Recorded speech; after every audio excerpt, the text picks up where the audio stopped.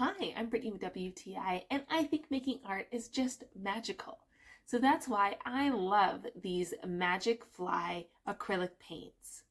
Now, not only do my husband and I love to paint, but also my niece has started getting really into it. So it's kind of been a special thing that we've started to do. We've even dedicated a wall to our own personal gallery.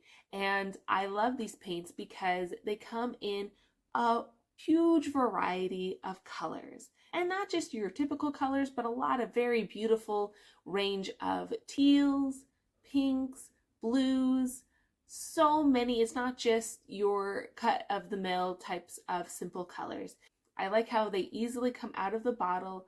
I like the consistency. It's not too dry, not too watery. It's a really nice mix. The color goes so nicely onto the canvas.